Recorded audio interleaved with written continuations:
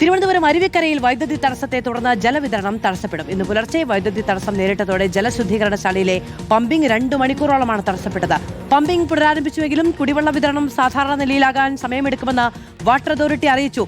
സന്ദന സജു വിവരങ്ങളുമായി ചേരുകയാണ്. സന്ദന, കുടിവെള്ളം മുടങ്ങുമോ?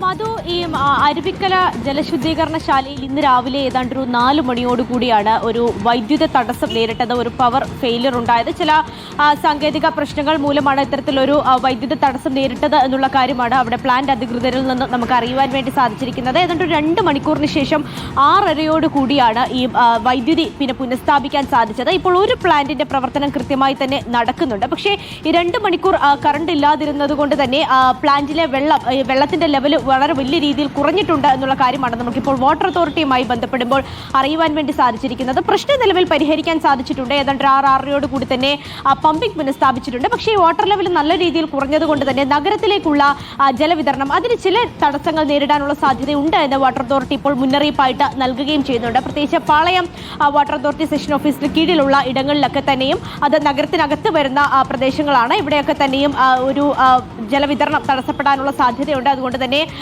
ഉപഭോക്താക്കൾ എല്ലാവരും തന്നെ കൃത്യമായ രീതിയിലുള്ള ഒരു മുന്നറിയിപ്പുകൾ സ്വീകരിക്കണം എന്നുള്ള കാര്യം തന്നെയാണ് വാട്ടർ അതോറിറ്റി അറിയിച്ചിരിക്കുന്നത്. 2 ശുദ്ധജല ജലശുദ്ധീകരണ പ്ലാന്റുകളാണ് അരുവിക്കരയിൽ ഉള്ളത്. അതിന്റെ ഒരു പ്ലാന്റിന് ചില വാൽവിന്റെ തകരാറുകൾ നേരിടുന്നുണ്ട് എന്ന് നമ്മൾ അരുവിക്കരയുമായി ബന്ധപ്പെടുമ്പോൾ അറിയുവാൻ സാധിക്കുന്നുണ്ട്. അപ്പോൾ ആ പ്രശ്നം പരിഹരിക്കുന്നതിന് കുറച്ച് ദിവസം എടുക്കുമെന്നാണ് അവർ പറയുന്നത്. പക്ഷേ മറ്റൊരു പ്ലാന്റിന്റെ പ്രവർത്തനം അത് ഈ വൈദ്യുതിയെ തുടർന്നുള്ള തടസ്സം ഇപ്പോൾ എന്തായാലും പരിഹരിച്ചിട്ടുണ്ട്.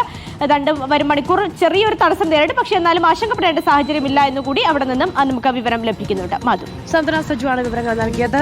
അരുവിക്കര ഡാമിലാണ് സാങ്കേതിക പ്രശ്നം മൂലം വൈദ്യുതി തടസ്സമുണ്ടായത്. ചിലയിടങ്ങളിൽ ഇനി ജലം വിതരണം മുടങ്ങുമോ എന്നുള്ളതാണ് ആശങ്ക. സന്ദന സജുവാണ് വിവരങ്ങൾ നൽകിയത്. നമുക്ക്